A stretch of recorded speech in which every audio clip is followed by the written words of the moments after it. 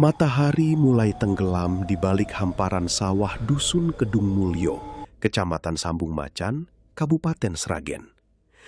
Cahaya jingga yang biasanya membawa ketenangan justru terasa muram bagi Kartosuro. Lelaki berusia hampir 60 tahun itu berdiri di pematang sambil memandangi tanaman padinya yang kembali menguning sebelum waktunya. Daun-daun yang seharusnya hijau segar kini layu seolah kehilangan nyawa. Ia mengembuskan napas panjang. Sudah 4 musim tanam, hasil sawahnya gagal. Kadang diserang hama, kadang diterjang banjir dari luapan Bengawan Solo. Dan saat cuaca mulai bersahabat, justru kemarau panjang mengeringkan tanah. Sedikit demi sedikit, ia menjual ternak, perhiasan peninggalan orang tuanya, bahkan sebagian kecil sawah warisan demi bertahan hidup. "Kang, ayo pulang, hari mulai gelap." Suara Warsi terdengar lirih dari kejauhan. Kartosuro menoleh. Istrinya berjalan pelan membawa bakul kosong yang tadi dipakai mengantarkan makan siang. Wajah perempuan itu tampak lelah, tetapi masih berusaha tersenyum. "Kita masih punya sedikit gabah di lumbung," ucap Warsi pelan, seolah ingin menghibur. Kartosuro menggeleng. "Gabah itu paling cukup 2 bulan. Setelah itu bagaimana, Warsi?" Perempuan itu tak mampu menjawab. Ia hanya menatap sawah yang terbentang luas. Sawah yang dahulu menjadi kebanggaan keluarga mereka. Malam datang lebih cepat dari biasanya. Angin berembus pelan membawa aroma lumpur dari arah Bengawan Solo. Di rumah sederhana berdinding anyaman bambu, Kartosuro duduk termenung di depan lampu minyak. Sutemi, putra sematawayangnya, sedang memperbaiki cangkul yang gagangnya mulai retak. "Bapak, besok aku ikut mencari kerja ke Pasar Gemolong saja. Siapa tahu ada yang butuh tenaga angkut." Kartosuro menghela napas. "Itu bukan pekerjaanmu. Sawah ini masih tanggung jawab Bapak." "Tapi sawah kita tidak lagi memberi makan." Kalimat itu membuat ruangan menjadi sunyi. Bahkan suara jangkrik di luar terdengar lebih nyaring daripada biasanya. Menjelang tengah malam, Kartosuro tak kunjung bisa memejamkan mata. Entah mengapa dadanya terasa sesak. Ia memutuskan keluar rumah untuk mencari udara segar. Kabut tipis mulai turun menutupi jalan setapak menuju sawah. Langkahnya terhenti ketika melihat sosok seseorang berdiri di bawah pohon asem besar yang sudah berusia ratusan tahun. Orang tua itu mengenakan pakaian lurik kusam, bersarung hitam, dan membawa tongkat kayu yang ujungnya melengkung. Wajahnya dipenuhi keriput, tetapi sorot matanya sangat tajam. "Kartosuro." Suara lelaki itu berat, seolah muncul dari tempat yang sangat jauh. Kartosuro terkejut. "Sampean kenal saya?" Orang tua itu tersenyum tipis. "Orang yang putus asa mudah sekali dikenali." Kartosuro menelan ludah. Ia belum pernah melihat lelaki tersebut di desa. "Siapa sebenarnya panjenengan?" "Aku dipanggil Wiryonegoro." Nama itu terdengar asing, namun ada sesuatu yang membuat Kartosuro sulit mengalihkan pandangan. "Aku tahu kesulitanmu. Sawahmu bisa kembali subur. Bahkan hasilnya akan membuat seluruh desa iri." Jantung Kartosuro berdegup lebih cepat. Apa benar ada jalan seperti itu? Banyak orang menginginkan rezeki, tetapi sedikit yang berani membayar syaratnya. Ucapan itu membuat udara di sekitar mendadak terasa dingin. Angin yang semula pelan kini berhenti sama sekali. Pohon-pohon di sekitar ikut membisu. Apa yang harus saya lakukan? Mbah Wiryonegoro mengangkat tongkatnya, lalu menunjuk sudut paling ujung sawah Kartosuro. membangun sebuah kandang ayam di sana. Kandang ayam? Iya. Jangan bertanya untuk apa. Kartosuro mengernyitkan dahi. Tapi saya tidak punya ayam. Memang bukan ayam milikmu yang akan tinggal di sana. Kalimat itu terdengar aneh. Sebelum Kartosuro sempat bertanya lagi, lelaki tua itu melanjutkan dengan suara lebih pelan. Ingat baik-baik. Setelah kandang berdiri, jangan pernah membongkarnya. Jangan mengintip isinya saat tengah malam. Dan apapun suara yang kau dengar nanti, jangan sekalipun kau mendekat. Sesaat kemudian, embusan angin kembali berlari melewati pematang. Kartosuro berkedip karena debu beterbangan mengenai matanya. Ketika ia membuka mata kembali, sosok Mbah Wiryonegoro sudah lenyap tanpa meninggalkan jejak kaki di tanah yang masih basah. Yang tersisa hanyalah kesunyian yang terasa ganjil, serta aroma anyir yang perlahan muncul dari arah sudut sawah tempat lelaki tua itu tadi menunjuk. Beberapa hari berlalu sejak pertemuan aneh itu. Kartosuro berusaha meyakinkan dirinya bahwa semua hanyalah mimpi akibat beban pikiran. Namun setiap kali melewati sudut sawah yang ditunjuk Mbah Wiryonegoro, dadanya selalu berdebar tanpa sebab. Ada dorongan yang sulit dijelaskan, seolah sesuatu sedang menunggunya. Pada akhirnya, rasa putus asa mengalahkan keraguan. Dengan bantuan Sutemi, ia menebang beberapa batang bambu di belakang rumah. Keduanya membangun sebuah kandang sederhana beratapkan ilalang di pojok sawah yang berbatasan langsung dengan semak-semak liar. Ukurannya tidak besar, hanya cukup untuk beberapa ekor ayam. Sutemi memandangi kandang itu sambil mengusap keringat. Bapak yakin tempatnya di sini. Dekat sekali dengan rumpun bambu. Orang-orang jarang lewat. Kartosuro mengangguk pelan. Ikuti saja. Setelah selesai, kita pulang. Tapi ayamnya mana? Kartosuro terdiam sesaat. Nanti juga ada. Jawaban itu justru membuat Sutemi semakin bingung. Namun ia memilih tidak membantah. Sore harinya, Warsi datang membawa minuman hangat.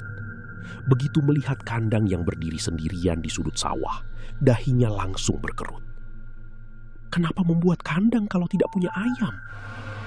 Kartosuro mengalihkan pandangan. Barangkali nanti kita bisa membeli beberapa ekor. Warsi mengenal suaminya dengan baik. Nada bicaranya terdengar seperti menyembunyikan sesuatu. Meski begitu, ia tidak mendesak.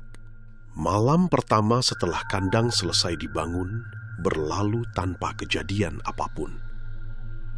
Malam kedua juga sama. Namun memasuki malam ketiga, sesuatu mulai berubah. Sekitar pukul 12 malam, Kartosuro yang sedang terjaga mendengar suara kokok ayam dari kejauhan.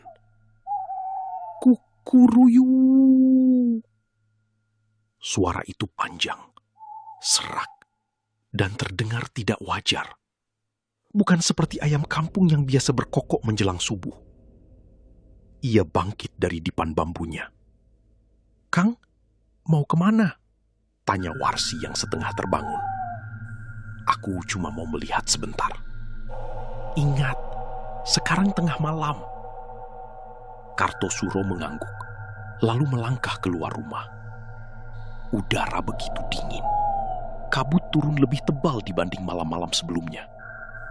Saat berjalan menuju sawah, suara kokok itu terdengar semakin jelas.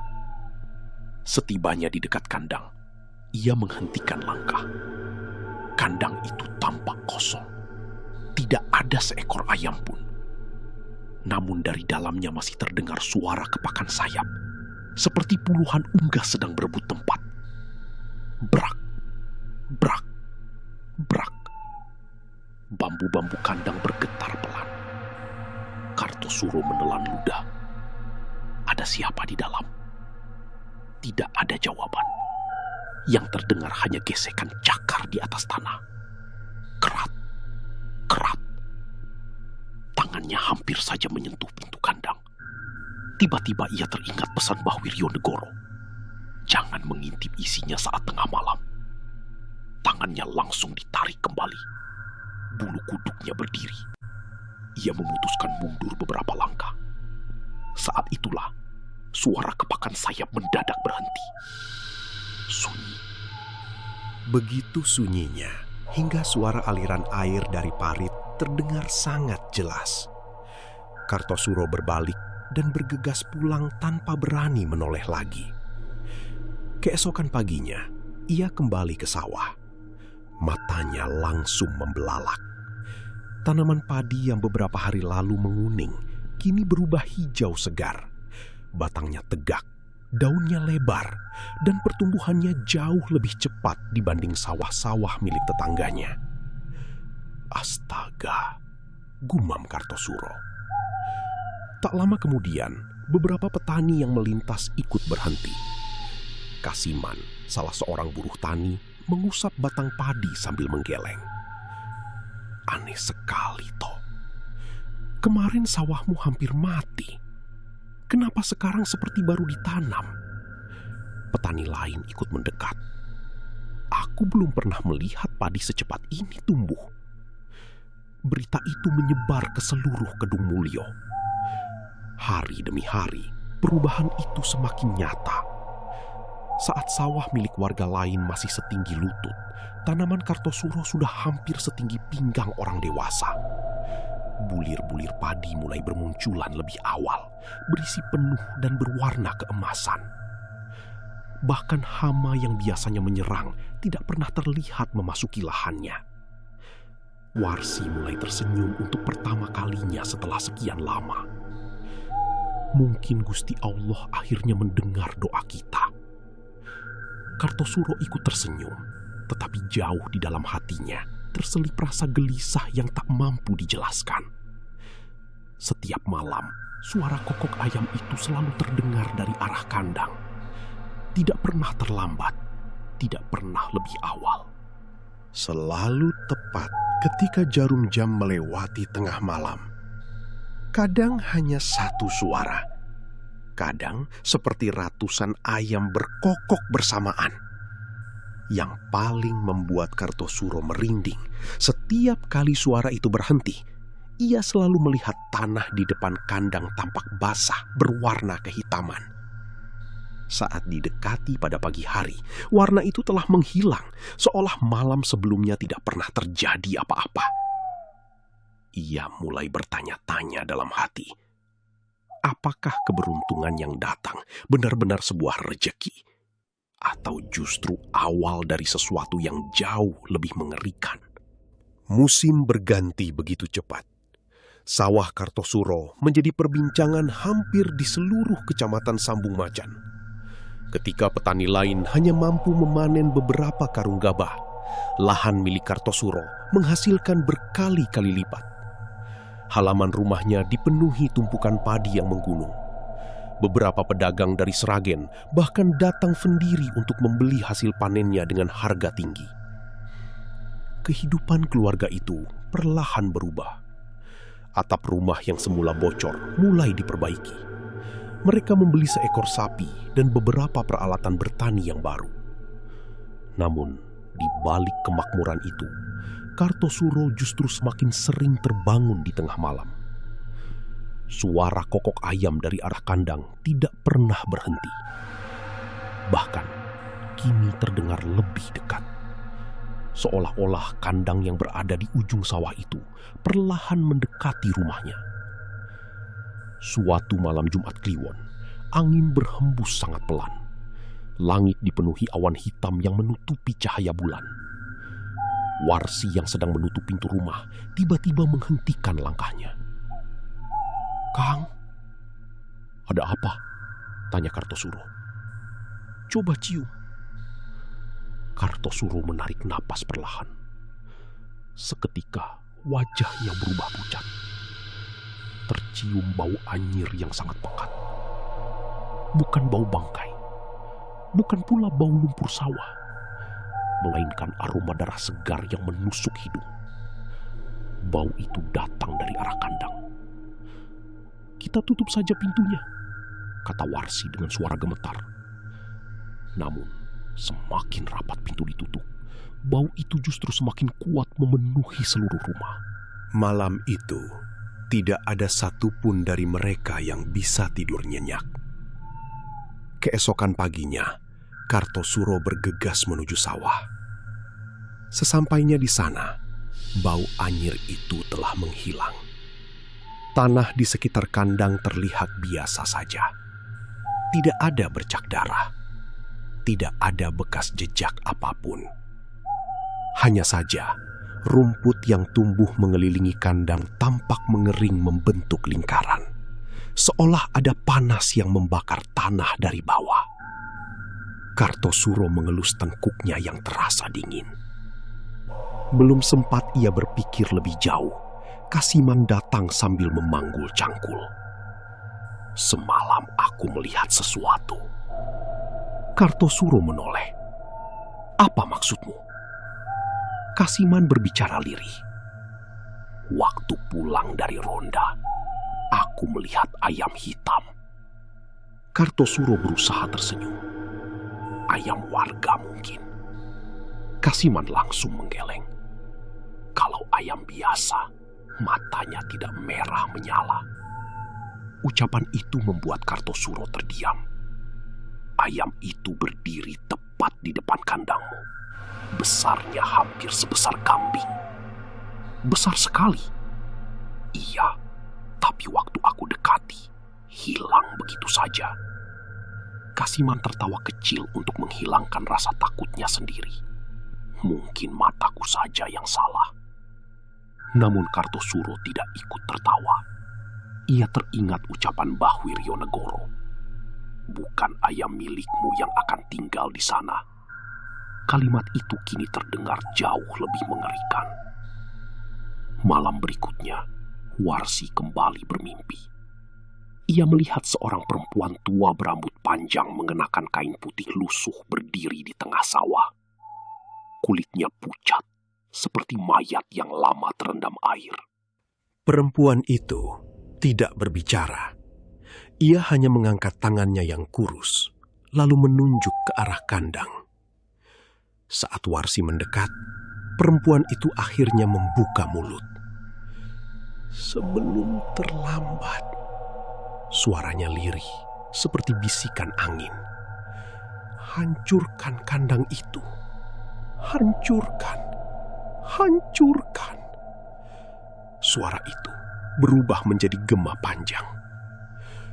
Warsi terbangun sambil berteriak. "Nggih, jangan." Tubuhnya basah oleh keringat. Kartosuro segera memegang bahunya. "Warsi, tenang." Perempuan itu terengah-engah. Perempuan itu datang lagi. "Siapa?" "Ia menyuruh kita menghancurkan kandang." Kartosuro langsung melepaskan genggamannya. Wajahnya berubah tegang. "Itu hanya mimpi." "Bukan." Warsi menggeleng kuat. "Rasanya nyata sekali. Kang, sejak kandang itu ada, rumah kita tidak pernah benar-benar tenang." Kartosuro memilih diam. Jauh di dalam hatinya, ia sebenarnya merasakan ketakutan yang sama. Namun setiap kali memandang sawah yang menghasilkan panen melimpah, niat untuk membongkar kandang itu selalu menghilang. Kemiskinan yang pernah menghancurkan keluarganya masih terlalu membekas. Beberapa hari kemudian, sesuatu yang lebih aneh terjadi. Pagi-pagi sekali, Sutemi berlari dari arah sawah. "Bapak!" Kartosuro yang sedang memberi makan sapi segera keluar. "Ada apa?" "Ayo ikut." Mereka berdua bergegas menuju kandang. Sesampainya di sana, Kartosuro membeku. Di dalam kandang yang selama ini selalu kosong, kini berdiri seekor ayam berbulu hitam legam. Tubuhnya besar. Jenggernya berwarna gelap seperti membusuk. Matanya merah menyala meski matahari telah tinggi. Ayam itu sama sekali tidak bergerak. hanya menatap lurus ke arah Kartosuro. "Ayam siapa ini?" bisik Sutemi. Kartosuro menggeleng pelan. "Aku tidak tahu." Tiba-tiba ayam itu mengeluarkan suara kokok. "Kukuruyu!" Suara itu begitu berat hingga dada mereka terasa bergetar. Anehnya, setelah berkokok, ayam itu perlahan memejamkan mata, lalu diam membatu seperti patung. Sore harinya, beberapa warga datang melihat keanehan tersebut. Salah seorang mengusulkan agar ayam itu disembelih saja, karena pasti ada pemiliknya yang kehilangan. Dengan ragu, Kartosuro mengangguk. Ayam hitam itu akhirnya disembelih di dekat kandang. Tidak ada perlawanan, tidak ada kepakan sayap. Hanya tatapan merah yang tetap terbuka hingga kepalanya terpisah dari tubuhnya. Darahnya mengalir sangat sedikit, jauh lebih sedikit daripada ayam biasa. Dagingnya dikuburkan di belakang rumpun bambu karena tak seorang pun berani memakannya. Namun, keesokan paginya, saat Kartosuro datang ke sawah, napasnya seketika tercekat. Di dalam kandang itu kembali berdiri seekor ayam hitam yang sama. Bulu legam, jengger gelap, mata merah menyala. Bahkan terdapat bekas sayatan tipis di lehernya. Ayam itu menatap Kartosuro tanpa berkedip. Lalu perlahan mengeluarkan suara kokok yang terdengar seperti tawa seseorang yang sedang menikmati awal dari sebuah penderitaan panjang. Kemunculan kembali ayam hitam itu membuat Kartosuro tidak lagi mampu menenangkan pikirannya.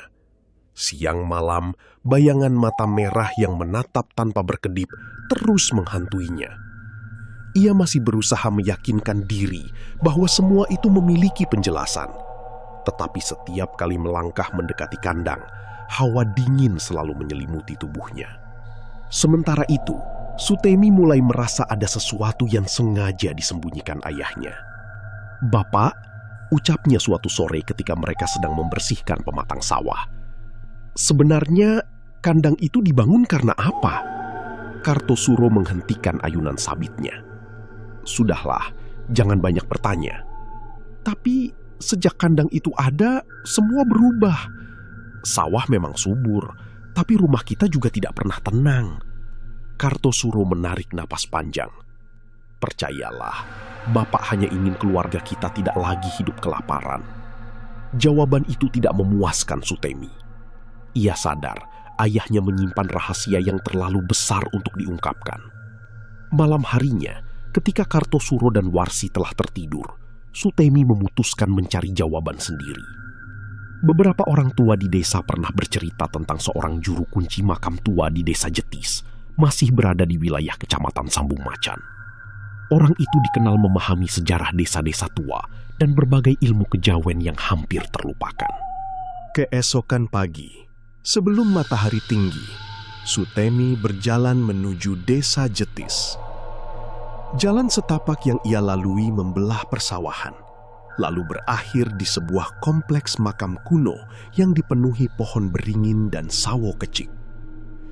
Udara di tempat itu terasa lembab meski matahari sedang bersinar. Di bawah pohon beringin terbesar, duduk seorang lelaki tua berjubah lurik coklat.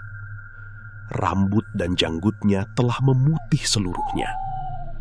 Tangannya memegang sapu lidi untuk membersihkan daun-daun kering di sekitar makam. "Mbah, apakah panjenengan Mbah Cokrodirjo?" tanya Sutemi dengan sopan. Lelaki tua itu tidak langsung menjawab. Ia hanya mengangkat wajah perlahan. "Aku sudah menunggumu." Kalimat itu membuat Sutemi terdiam. "Menunggu saya?" "Iya." Mbah Cokrodirjo menatap tajam ke arah mata Sutemi. "Baumu sudah bercampur dengan bau kandang berdarah." Jantung Sutemi berdegup keras. "Mbah tahu tentang kandang itu?" Orang tua tersebut menghela napas panjang. Aku berharap benda itu tidak pernah muncul lagi. Sutemi duduk bersila di hadapan Mbah Cokrodirjo. Dengan suara pelan, ia menceritakan semua yang terjadi. Mulai dari sawah yang mendadak subur, suara kokok setiap tengah malam, ayam hitam yang hidup kembali setelah disembelih, hingga mimpi buruk yang terus menghantui ibunya. Mbah Cokrodirjo memejamkan mata cukup lama. Setelah itu ia berkata lirih, "Semua sudah dimulai." "Apa maksudnya, Mbah?" Orang tua itu menunjuk ke arah sebuah makam tua yang nisannya hampir tertutup lumut. Dulu, lebih dari 40 tahun lalu, ada keluarga paling kaya di daerah ini. Mereka petani juga. Bukan hanya petani, mereka memiliki sawah hampir separuh Kedung Mulyo. Namanya siapa? Mbah Cokrodirjo menggeleng. Nama mereka sengaja tidak lagi disebut. Keluarga itu ingin cepat kaya. Mereka rela membuat perjanjian dengan makhluk penunggu tanah. Sutemi menelan ludah. Perjanjian apa? Pesugihan kandang ayam berdarah. Mendengar nama itu, bulu kuduk Sutemi langsung berdiri. Dulu, mereka juga membangun kandang di sudut sawah, persis seperti yang dilakukan ayahmu. Apa benar kandang itu membawa kekayaan? Iya. Mengapa? Karena yang tinggal di dalamnya bukan ayam biasa. Mbah Cokrodirjo memandang ke arah pepohonan yang bergoyang pelan. Makhluk itu menyukai darah manusia. Selama permintaannya dipenuhi, tanah akan menjadi sangat subur. Hujan datang tepat waktu. Hama menjauh. Panen selalu melimpah. Sutemi mulai merasa tenggorokannya kering. Lalu, apa yang diminta sebagai balasannya? Mbah Cokrodirjo menatap lurus ke matanya. 1 nyawa manusia setiap musim panen. Sutemi langsung membeku. Itu sebabnya dulu selalu ada orang yang meninggal mendadak. Mbah Cokrodirjo mengangguk pelan. Awalnya, korban adalah orang luar, pengembara, buruh, atau siapapun yang sedang berada di sekitar sawah saat panen. Semua terlihat seperti kematian biasa. Kalau tidak ada korban, wajah Mbah Cokrodirjo berubah muram. Itulah bagian yang paling mengerikan. Ia meremas sapu lidi di tangannya. Jika penunggu kandang tidak memperoleh nyawa yang diminta, ia tidak akan pergi dengan tangan kosong. Sutemi menahan napas. Siapa yang akan menjadi gantinya? Keluarga pemilik perjanjian. Kalimat itu terasa seperti petir di siang bolong. Dulu seluruh keluarga kaya itu meninggal. Bukan. Mereka menghilang. Maksudnya, tidak ada mayat, tidak ada kuburan, tidak ada jejak.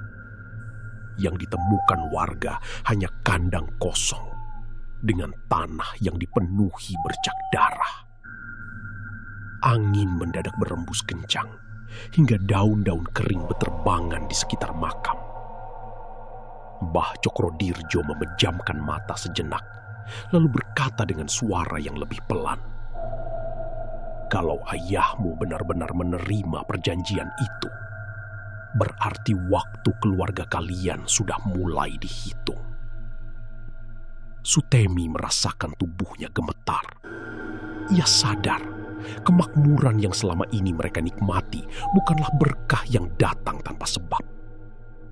Di balik setiap bulir padi yang menguning, ada janji gaib yang suatu hari pasti akan menagih bayaran. Perjalanan pulang dari makam tua di desa Jetis terasa jauh lebih panjang bagi Sutemi. Setiap langkahnya dipenuhi bayangan ucapan Mbah Cokrodirjo. Angin yang berembus di antara batang-batang padi terdengar seperti bisikan yang mengulang satu kalimat yang sama. Satu nyawa, setiap musim panen. Sesampainya di rumah, ia langsung mencari Kartosuro yang sedang memperbaiki alat penumbuk padi di Serambi. "Bapak, aku baru pulang dari makam tua." Tangan Kartosuro berhenti bergerak.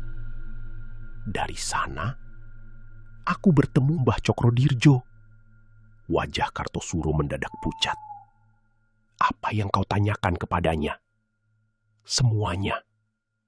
Suasana seketika menjadi sunyi. Warsi yang sedang menampi beras di dapur ikut menghentikan pekerjaannya. Sutemi memandang ayahnya dengan mata berkaca-kaca. "Bapak, kandang itu bukan kandang biasa." Kartosuro menundukkan kepala. "Bapak sudah tahu. Kenapa tidak pernah bilang kepada kami?" Dengan suara berat, Kartosuro akhirnya menceritakan pertemuannya dengan Mbah Wirionegoro pada malam penuh kabut beberapa bulan lalu. Ia mengakui bahwa dirinya menerima syarat itu karena sudah tidak sanggup melihat keluarganya hidup dalam kemiskinan. "Aku hanya ingin kalian makan dengan layak," ucapnya lirih. "Tapi sekarang nyawa kita yang dipertaruhkan," seru Sutemi. Warsi memegang lengan suaminya. "Kang, kalau memang benar seperti itu, lebih baik kita hancurkan kandangnya." Kartosuro menggeleng pelan. "Tidak semudah itu." "Mengapa?" "Pesannya jelas. Jangan pernah membongkar kandang." Sutemi mengepalkan tangan. "Kalau tetap dibiarkan, kita semua bisa mati."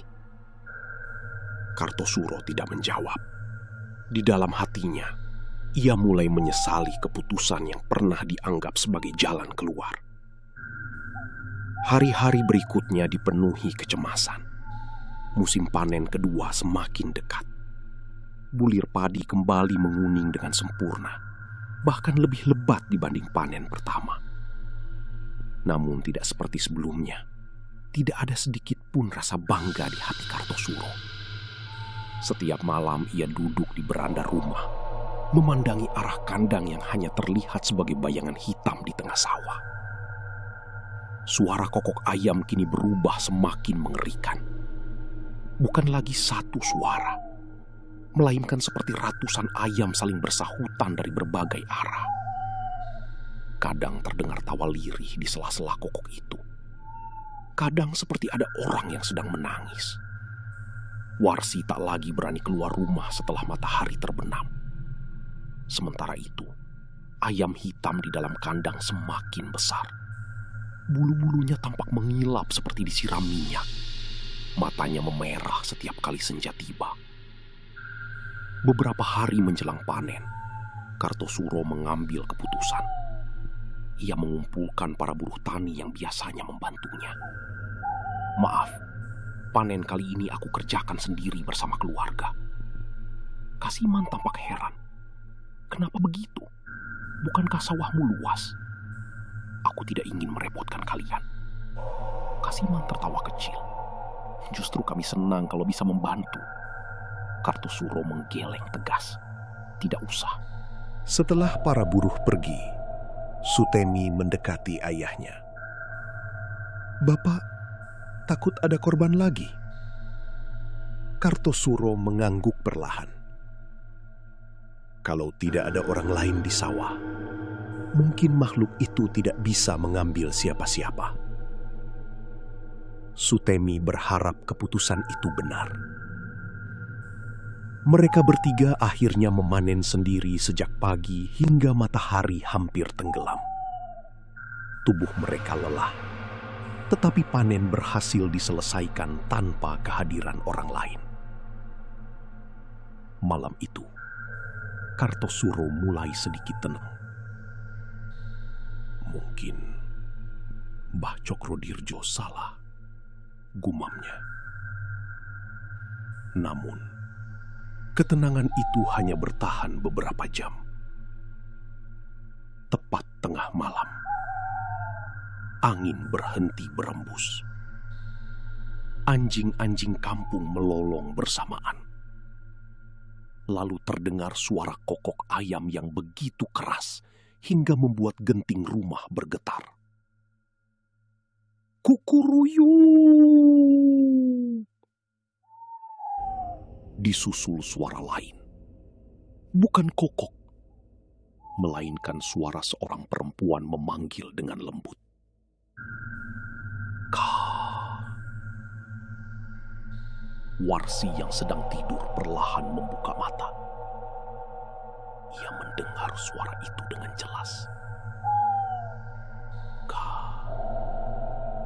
Tolong aku. Suara itu berasal dari luar rumah.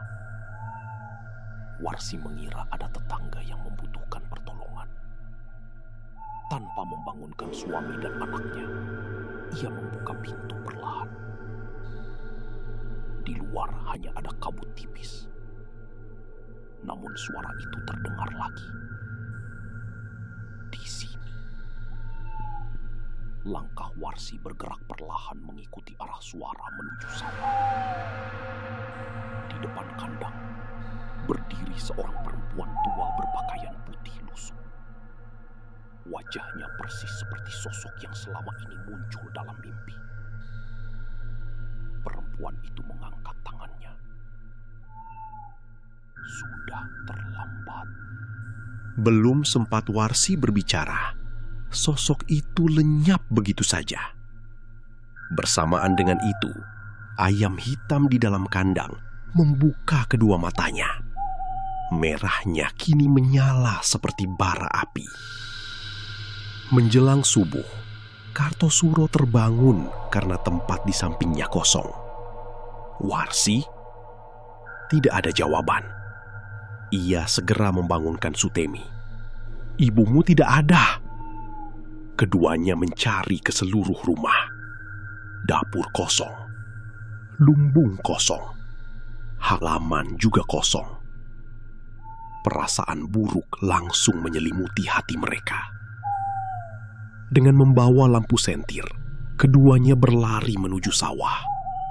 Kabut masih sangat tebal. Saat cahaya lampu menyapu ke arah kandang, langkah Kartosuro mendadak berhenti. Lampu di tangannya jatuh ke tanah. Di depan kandang, tubuh Warsi terbaring kaku.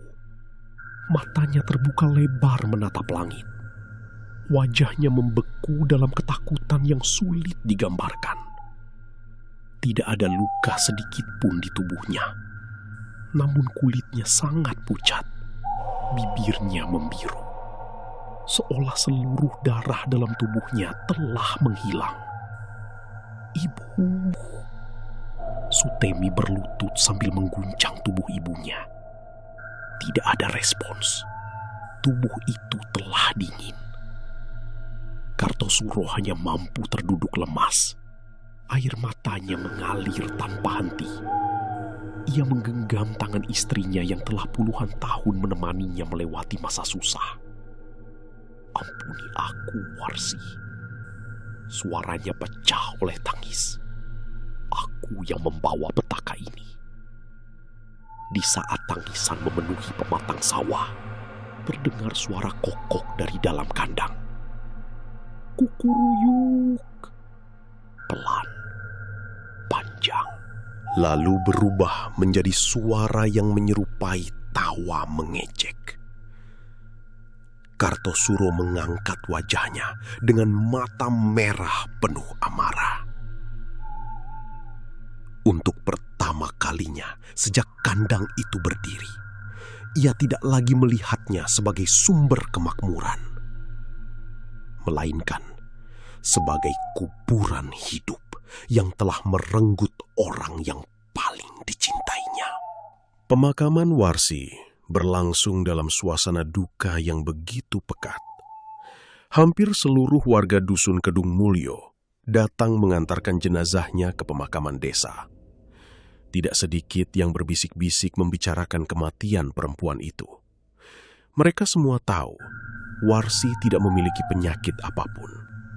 Sehari sebelumnya, ia masih terlihat sehat, bahkan ikut memanen padi bersama suami dan anaknya.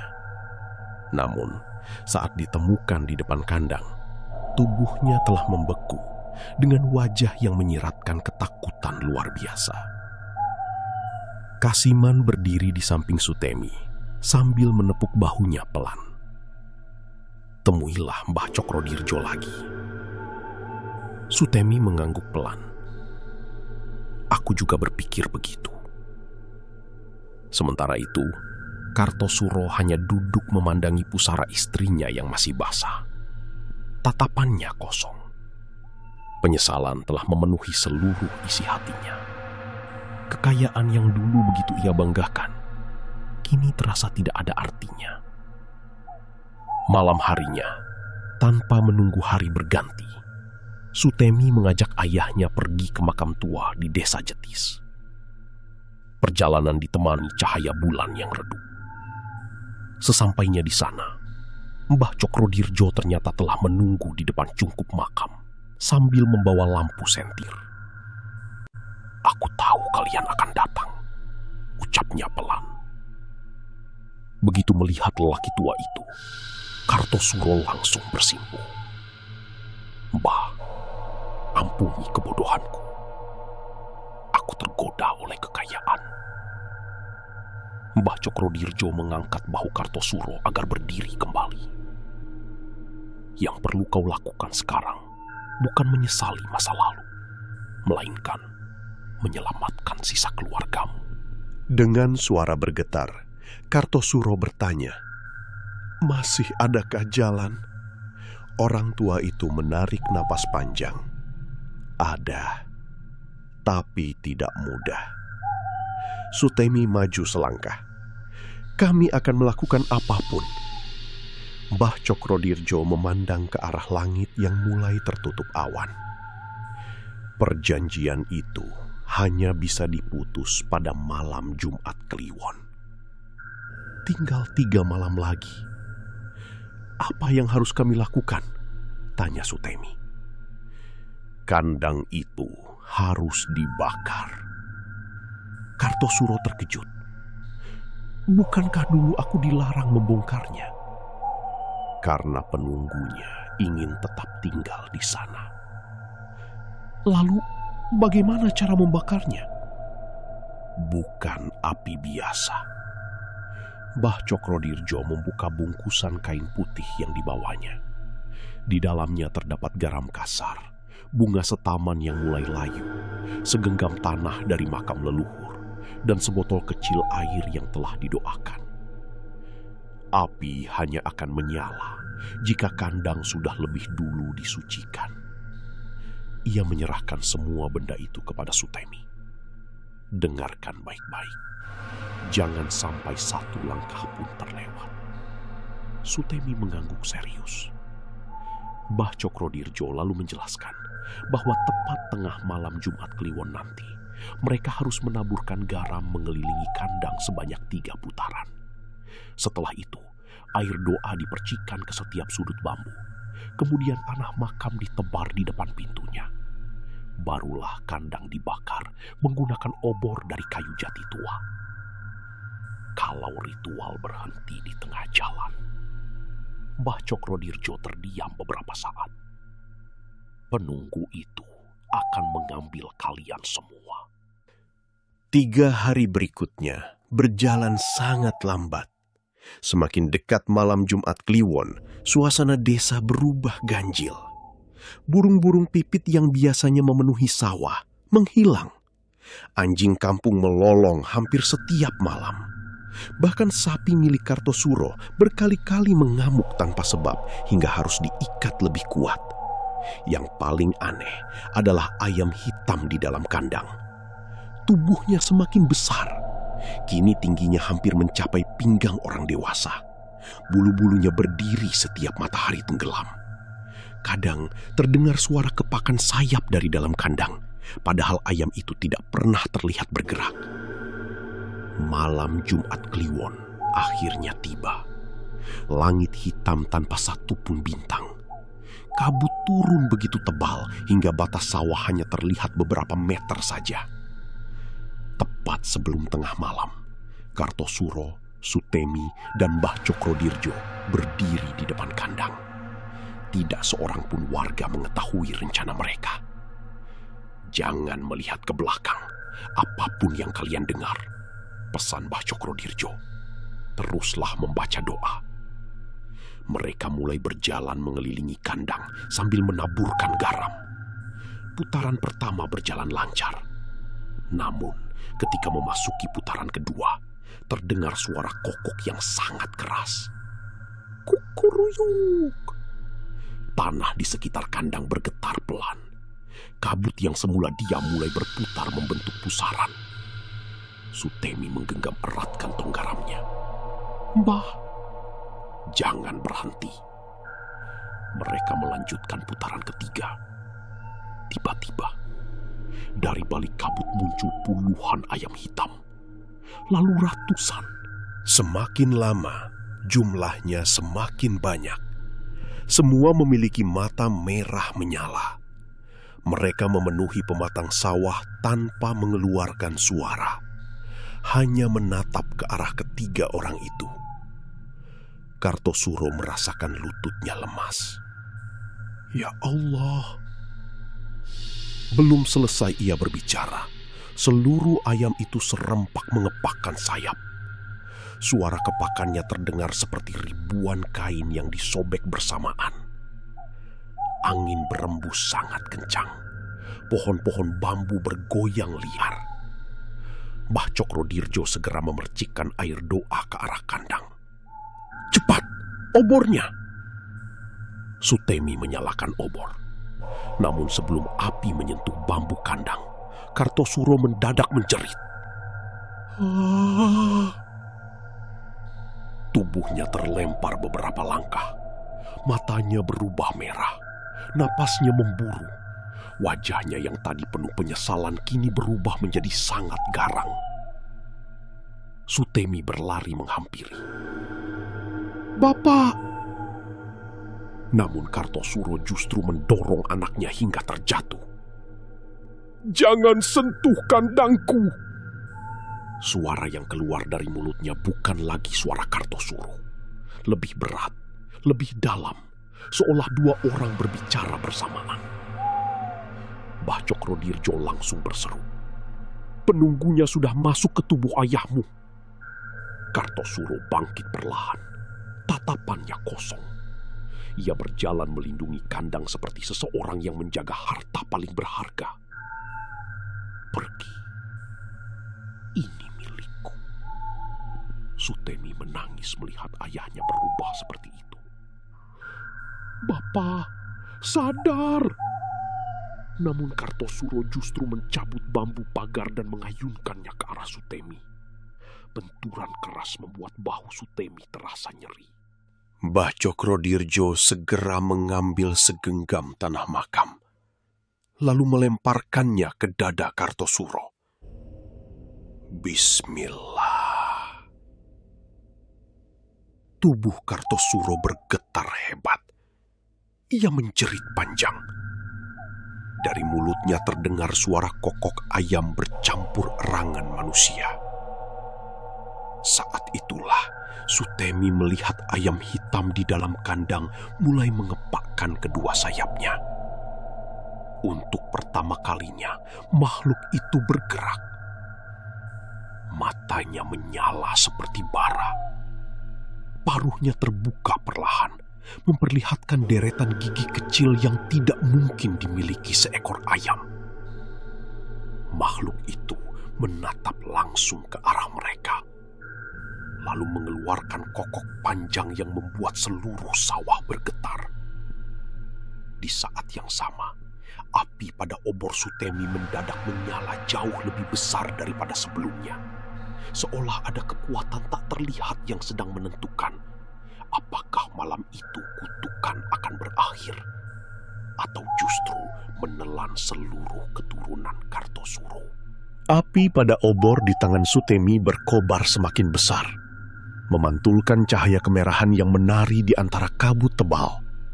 Di hadapannya, makhluk menyerupai ayam hitam itu masih berdiri di dalam kandang. Tubuhnya kini membesar, hampir setinggi manusia dewasa. Bulu-bulunya berkilau seperti besi basah, sementara kedua matanya menyala merah, memancarkan kebencian yang sulit dilukiskan. Di sekeliling sawah, ratusan ayam hitam gaib terus mengepakkan sayap. Suaranya bergemuruh, bercampur dengan kokok panjang yang membuat telinga berdenging. Kartosuro masih berdiri di depan kandang. Tubuhnya gemetar hebat, seolah sedang memperebutkan kesadarannya sendiri dengan sesuatu yang menguasai raganya. "Pergi!" bentaknya dengan suara yang bukan lagi miliknya. Namun sesaat kemudian, wajahnya berubah. Air mata mengalir dari kedua matanya. "Sutemi," lirihnya. "Bapak!" Sutemi melangkah mendekat. "Jangan mendekat!" teriak Mbah Cokrodirjo. "Penunggunya belum keluar sepenuhnya." Tiba-tiba, tubuh Kartosuro kembali menegang. Kepalanya mendongak ke langit, lalu dari mulutnya keluar suara kokok yang memekakkan telinga. "Kukuruyuk!" Tanah sawah berguncang. Air di pematang beriak tanpa disentuh angin. Pohon-pohon bambu melengkung seperti diterpa badai besar. Mbah Cokrodirjo segera menggenggam tasbih kayunya sambil melantunkan doa dengan suara lantang. "Sutemi, sekarang bakar kandangnya!"